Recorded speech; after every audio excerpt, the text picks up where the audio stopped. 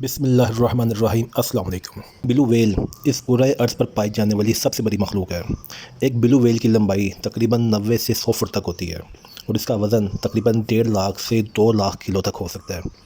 اس کے ہارٹ یعنی دل کا وزن تقریباً 900 سے 1000 کے جی یعنی تقریباً ایک چھوٹی گاڑی کے وزن کے برابر ہوتا ہے۔ اس کی جو ایوریج عمر ہے وہ تقریباً 80 سے 90 سال تک ہوتی ہے اور اس کی جو روزانہ کی جو خوراک ہے وہ تقریباً 4000 کے جی تک ہوتی ہے، یعنی ایک ہاتھی کے برابر یہ روزانہ کی خوراک کھاتی ہے۔ سائنسدانوں کے مطابق اس دنیا میں اس وقت کم و بیش 25,000 بلو ویلز موجود ہیں۔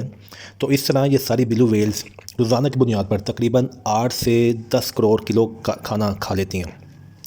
بلو ویل ہر 2 سے 3 سال بعد ایک بچے کو جنم دیتی ہے۔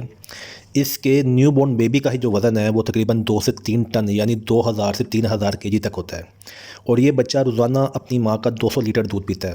یہ بچہ تقریباً 1 سال تک اپنی ماں کا ہی دودھ پیتا ہے اور یہ جو مادہ بلو ویل ہے یہ نر ویل مچھلی سے سائز میں بڑی ہوتی ہے۔ کہتے ہیں کہ بلو ویل کا روزانہ کی بنیاد پر تقریباً 100 کلو وزن بڑھتا ہے، یعنی بلو ویل کا بچہ 1 سال میں تقریباً 35,000 کلو وزن گین کرتا ہے۔ بلو ویل کا منہ اگرچہ سائز میں بہت بڑا ہوتا ہے لیکن اس کے منہ کے اندر دانت نہیں ہوتے، لہٰذا بلو ویل اپنا کوئی کھانا چبا نہیں سکتی، اسے نکلنا پڑتا ہے۔ اور بلو ویل کا فطرتاً جو رویہ ہے وہ دوستانہ ہوتا ہے، لیکن اس کے برعکس ڈولفن جو فش ہے اس کا رویہ اگرچہ انسانوں کے ساتھ دوستانہ ہوتا ہے لیکن اس کا رویہ بلو ویل کے ساتھ دشمنانہ ہوتا ہے اور اس کو جب موقع ملے یہ بلو ویل پر جھنڈ کی صورت میں اٹیک کر دیتی ہے اور اکثر یہ بلو ویل کے بچے کو ماں سے جدا کر دیتی ہے اور اس کو مار دیتے ہیں۔ جبکہ جو شارک فش ہے اس کا رویہ بلو ویل سے نہ دوستانہ نہ دشمنانہ ہے، یہ بلو ویل کو کچھ بھی نہیں کہتی۔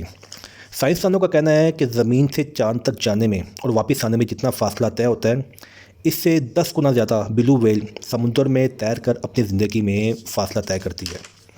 اور آخری بات یہ کہ بلو ویل کی جو پسندیدہ خوراک ہے وہ سمندر میں پائے جانے والے کرلز ہیں۔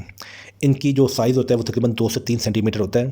یہ بیسکلی ایک بیکٹیریا ہوتے ہیں اور اگر ان کی تعداد سمندر میں زیادہ ہو جائے، سمندر کا پانی گندا اور بدبودار ہو جائے اور بیماریوں والا ہو جائے، اللہ کی قدرت دیکھیے کہ یہ کرلز جو ہے جس جگہ زیادہ ہوتے ہیں بلو ویلز وہاں جا کر ان کو کھا لیتی ہے اور اس طرح سمندر کا پانی صاف کا صاف رہتا ہے اور گندا ہونے سے بچ جاتا ہے۔